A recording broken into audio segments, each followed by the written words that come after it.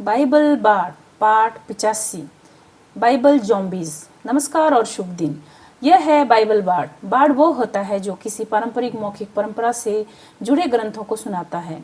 मैं यहाँ यह बताने के लिए हूँ कि बाइबल का साहित्य परमेश्वर और मनुष्य के बारे में क्या कहता है। आज हम जिस विषय पर हैं वह है एक रोचक बातचीत से शुरू होता है। मैं एक 20 वर्षीय युवती से बात कर रही थी जो ना चर्च जाती थी और ना ही बाइबल पढ़ती थी। मैंने उससे कहा, यीशु मृतकों में से जी उठे हैं। वह कोशिश कर रही थी कि वह इस बात से कैसे संबंधित हो। उसने अपने अनुभव में कुछ समानता ढूंढते हुए कहा, ओह, जोम्बी की तरह। मैंने कहा, नहीं, जोम्बी की तरह नहीं। जोम्बी तो वो होते हैं जो मरे हुए होकर भी इधर उधर घूमते हैं और दिमाग खाने की कोशिश करते हैं। लेकिन यीशु जीवन में लौटे, एक ऐसा जीवन जो शाश्वत था। उन्हें फिर कभी बीमारी, चोट, पीड़ा या मृत्यु का सामना नहीं करना पड़ा। हालांकि बाइबल में कुछ ऐसे लोग हैं जो मरे और फिर जीवित किए गए ताकि वे वही जीवन जारी रख सके और जो मृत्यु के कारण रुक गया था। बाइबल में ऐसे 9 व्यक्तियों का उल्लेख है। मृतकों में से जीवित किए गए लोग। नाम, संदर्भ, परिस्थिति। सरपत की विधवा का पुत्र 865 ईस्वी पूर्व। पहला राजा 17:17 से 24। एलिया ने एक विधवा के पुत्र को जीवित किया। सुनेमी स्त्री का पुत्र 830 ईस्वी पूर्व। दूसरा राजा 4:18 से 37।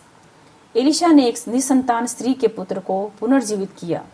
एक मृत व्यक्ति 795 ईस्वी पूर्व। दूसरा राजा 13:20-21। एक शव को एलिशा की कब्र में डाल दिया गया।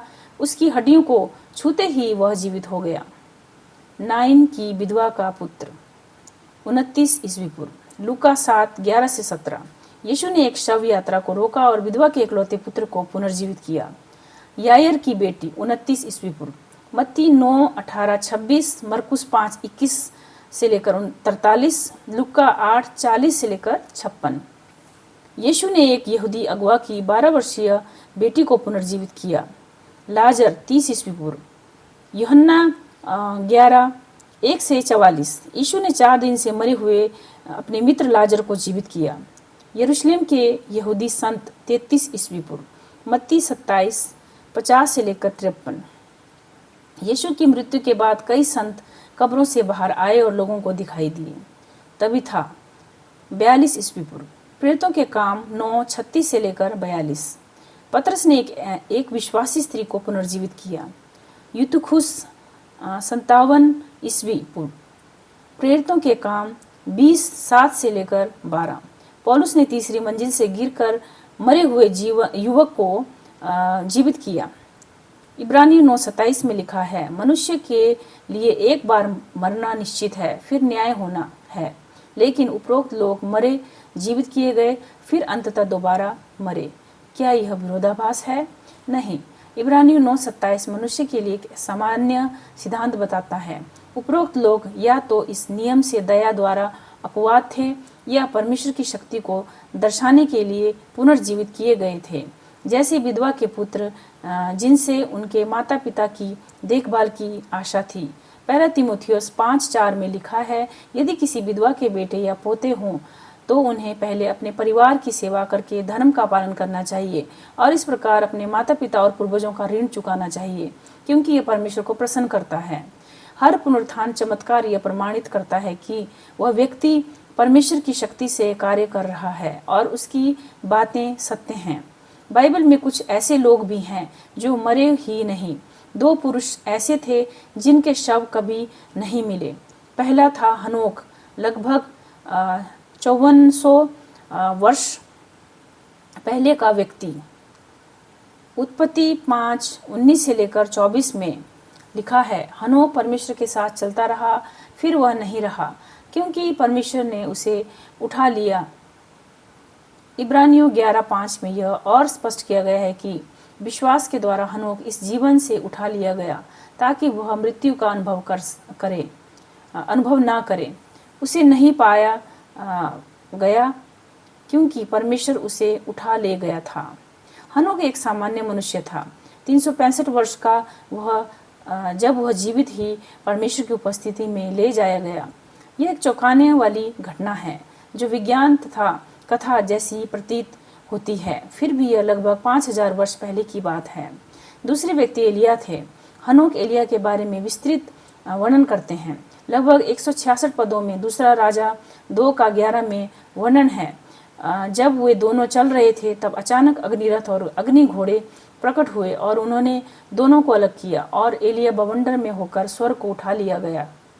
यह दृश्य भी अत्यंत अद्भुत है। दो मनुष्य बात करते हुए चल रहे थे, तभी आग के घोड़े और रथ आकाश में दिखाई देते हैं। यह वाहन एलिया को उठा ले जाता है और वह परमेश्वर की उपस्थिति में प्रवेश के योग्य बना दिया जाता है। यह लगभग 2875 वर्ष पुरानी घटना है। नए नियम में एक समूह का उल्लेख है जिन्हें मृत्यु का अनुभव नहीं होता है। वे अचानक रूपांतरित हो जाते हैं। पहला थिस्सलुनीकियों 4:16-17 में लिखा है, क्योंकि प्रभु आप स्वर्ग से उतरेगा और पहले मरे हुए मसीहों को जिलाया जाएगा।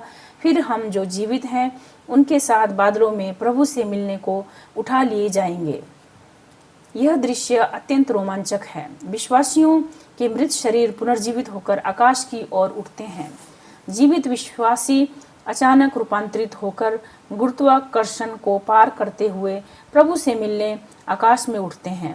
सारांश: मरे हुए लोगों का पुनर्जीवित होना और जीवित लोगों का रूपांतरित होकर परमेश्वर की उपस्थिति में जाना, ये सब बाइबल की बेहद रोचक और प्रेरक घटनाएं हैं।